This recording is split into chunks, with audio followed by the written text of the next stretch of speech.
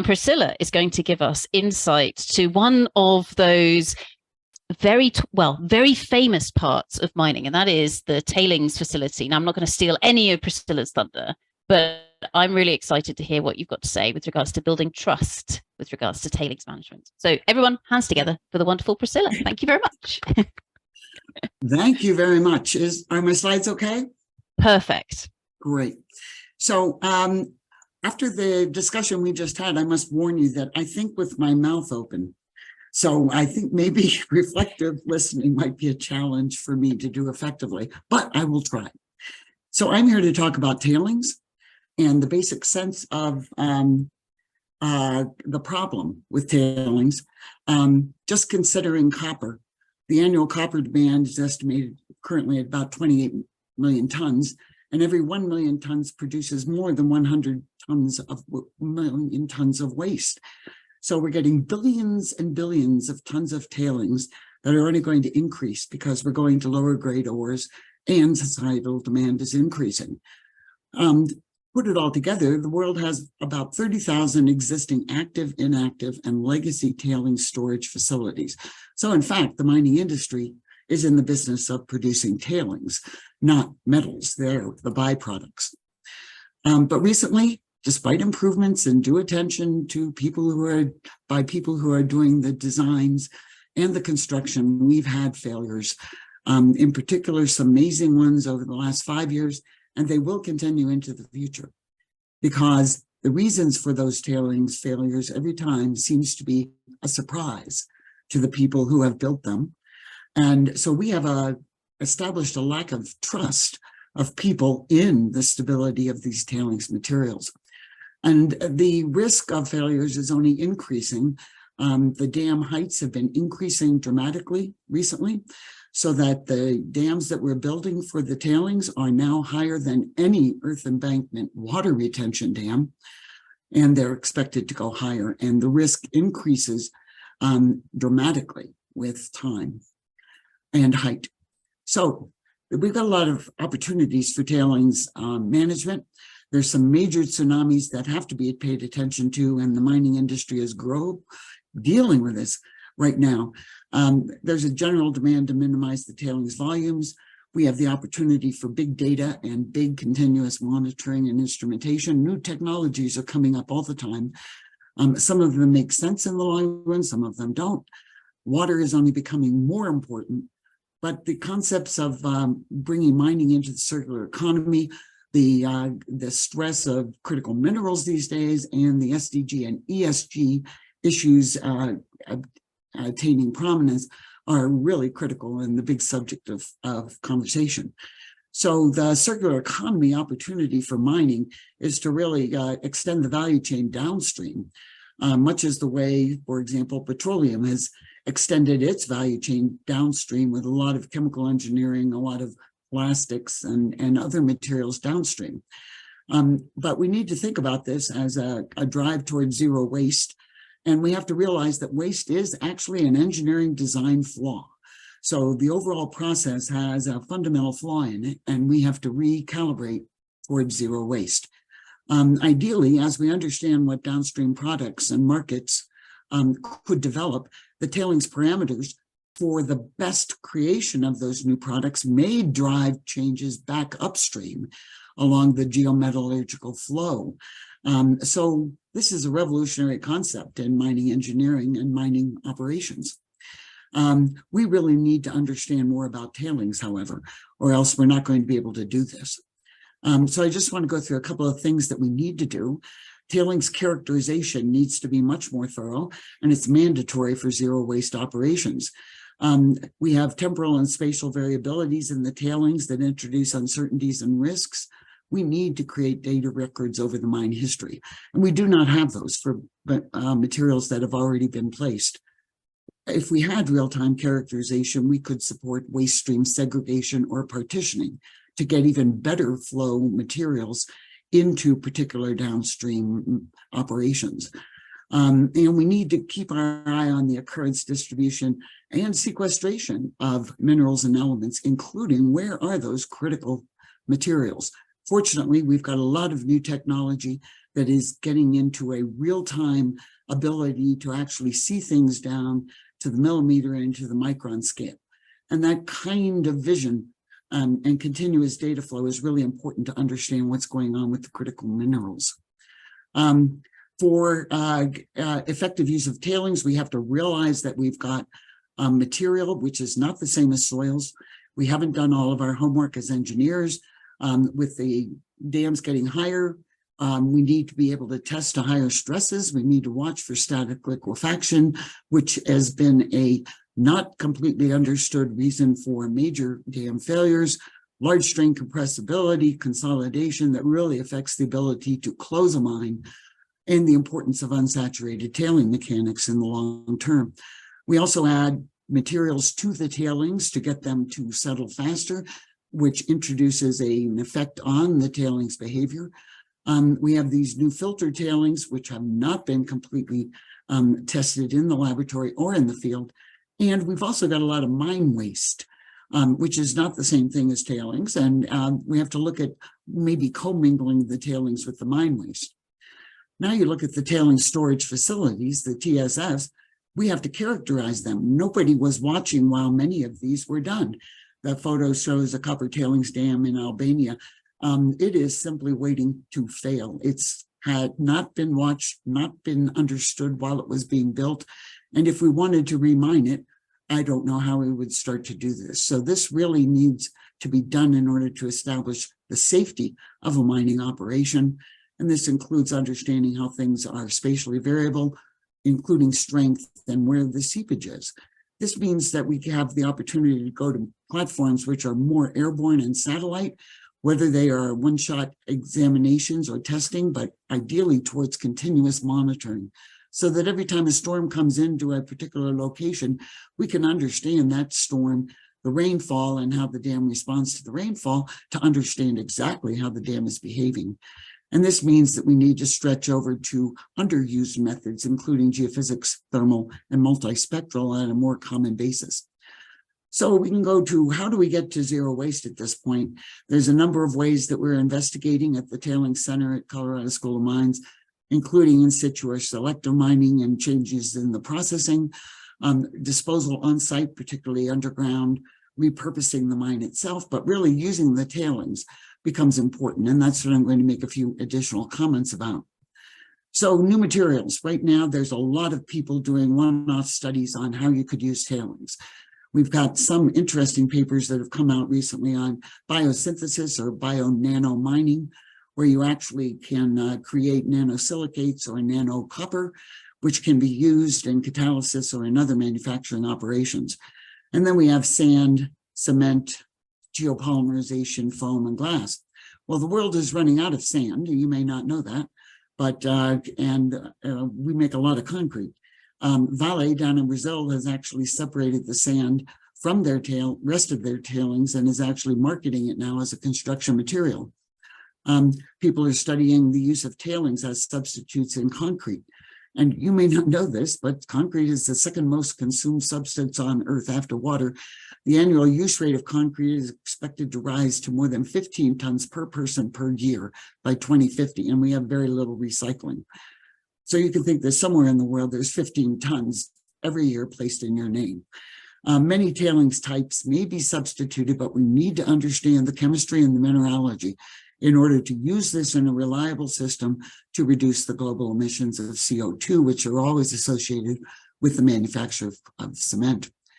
We can think up new manufactured materials, for example, geopolymers, where we have alkali activation, which actually transforms aluminosilicate materials so that they actually form their own cement without cement.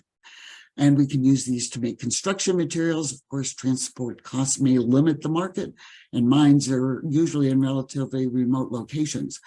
A relatively new development is to actually create geofoams, which are primarily used for insulation, very low density, and they're actually been 3D printed to actually create specialized insulation for operations. They seem to be better at immobilizing heavy metals, which is a good thing when we're trying for long-term performance. Something that particularly excites me is the idea of making glass.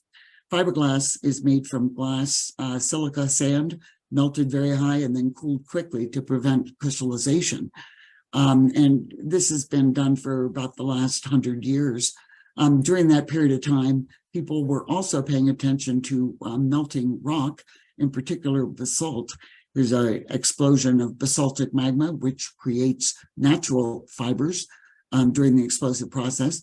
And people in Ukraine, Russia, China, there's a company in Ireland, and also on Iceland, they've been working with making these basalt fibers. The process for making basalt fibers is a good deal simpler than carbon fiber or the glass fibers. All you do is melt the basalt. You still have to control the chemistry, so you have to understand it. And you can buy basalt fiber products on eBay. In the lower left, we have rebars, and that is the reinforcement for concrete, which is particularly interesting because this material does not corrode, and corrosion is one of the major sources of failure of reinforced concrete structures, causing the need for their replacement. So if we can melt basalt, we can melt tailings, maybe with concentrated solar at the mine site, but we need to be able to control what the mineralogy, the chemistry, and the thermodynamics of the tailings stream is. So now we can briefly talk about remining and reprocessing, and particularly looking at critical minerals. We know that critical minerals exist in mine tailings, but they've been not recovered, and we don't know what is where and how much there is and what the value is. So we're doing a study right now at Colorado School of Mines, where we're considering 3 scenarios for critical mineral supply. The first one I have here is recovery of historic waste, that's from tailings. We also are looking at new main product operations, byproducts from existing mines, and we're also aware of recycling and are tracking that, but that's not main focus of our study. We're trying to compare these different scenarios in terms of resource efficiency, sustainable development, and environmental justice. And this requires us to have a research team, which is quite different from what you'd normally see coming out of an engineering school like Colorado School of Mines. This is the team, and you can see straight off, these are the principal investigators. 7 of the 10 are women. We are working with cultural anthropologists. Nicole Smith is actually one of the first people I hired when I was department head. There aren't too many mining departments that have a cultural anthropologist on their staff. And we involve ore geology and policy people and mineral economics. So it's a very exciting project. We have a case study basis, including industry partners, working with Bunker Hill up in Idaho and in Red Dog, Alaska. And we also have industry partnerships in Idaho and Minnesota for new main products and for byproducts with Nevada Gold, and we're still growing the partnerships there. For example, the case study underway at Red Dog, Alaska, we are taking tailing samples and accessing the old ones, really trying to figure out exactly what is where in this material and how and whether it can be recovered. This means that we're actually looking at the deportment of where is gallium, where's germanium, where is indium in this material, because by and large, the mining companies have not been looking for this material in the past. So we're working with Red Dog to really develop a concept for a modified decommissioning plan associated with tailings remining, which is the E, environmental, community perception of reprocessing for critical minerals. There's a lot of native corporations around, so we have to deal with the social aspects, and then techno-economic regulatory policy assessment, which is critical in this area, which is dealing with governance issues. So I think overall in the US, we are coming to an understanding that permitting a new mining project seems to be very difficult, even unlikely, even without considering the issues embedded in ESG and SDG. And it seems that globally the question is becoming which countries will pay the social and environmental costs required to meet the global critical metal demand. So in our project, we're studying how these impacts may be differentially distributed across landscapes, countries, communities, and populations in general, as we advocate for it to be considered as a holistic perspective, incorporating resource efficiency, sustainable development, and environmental justice. We're about a little under 2 years into the project, And we expect to have 3 more years to actually build those partnerships and reach a point where we have more concrete recommendations to make, particularly regarding the policy and the regulatory issues. So I thank you very much, and I'd be happy to have any questions anybody wants. Awesome. Thank you so much, Priscilla. As always, truly brilliant. Round of applause for Priscilla, everyone. Brilliant. So Priscilla, quick question from me, and actually building on what Robin was talking about earlier.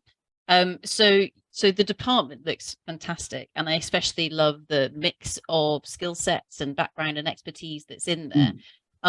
At the moment, a number of us who I know are in the meeting, we're part of a similar kind of research group where we've got people who are very, very experienced on, say, the social side or the cultural aspects. And then you've got some of the world's nerdiest geeks with regards to geology. How do you find bringing those individuals together? Like, does the cultural anthropologist and the geeky geologist or engineer, do they work? Like, do they listen to one another, or are there any parts where they kind of miss one another's meaning? Yeah, so this is a project funded by the U.S. National Science Foundation that really focuses on what is called growing convergent research. So we talk a lot about convergence, getting to the point where we actually can understand first the language. What is the vocabulary? Because that can cause an initial problem in actually clearly understanding what each other's saying. But for me, and this is the role that I play in this project, is I've sort of evolved this vision of where we're going. And I tell people that if you ever forget where we're going altogether, just ask me, and we'll pull the vision out and talk about it again and get to and revise it as it's growing. It's a living concept, but I'm the one who has all those little conversations with everybody and keeps the connections going, keeps the cross questions happening. So we actually build ourselves a network. And this is coming out very strongly because we're also developing undergraduate and graduate courses that are associated with this. And in partnership with a school called Fort Lewis College, which is down in Durango, Colorado, which is predominantly, it's not an engineering school, and has a lot of, I'd say, Native American backgrounded people in the school. And when you put Colorado School of Mines students together with that group, boy, do you have a conversation, because there's totally different perspectives in terms of what the mineral resources are for and the stewardship of the earth, which is what I think the mining engineers and the tailing engineers have to be in the future. Stewards, not primarily engineers, they're primarily stewards.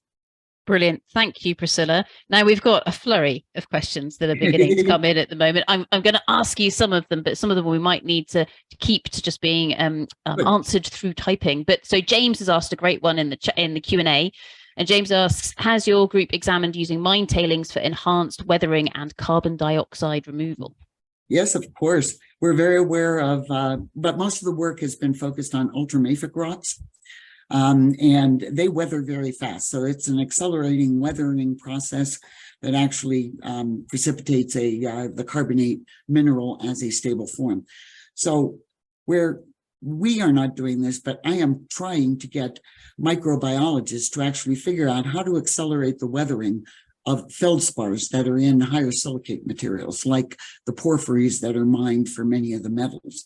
It's an accelerated weathering, but we need microbial assists. So I think, in fact, it's going to be extremely exciting. Mining could be the savior of the world if we can figure this out. There we go. I think that is an awesome place to leave it, Priscilla. You've got offerings of collaboration coming through in the chat. It's absolutely glorious. And also there's some awesome work just on the carbon chat that we just had just now. There's some work, great work that's been done at the University of Strathclyde here in the UK with regards to that recently as well. So Priscilla, thank you so much. Absolutely brilliant. Round of applause.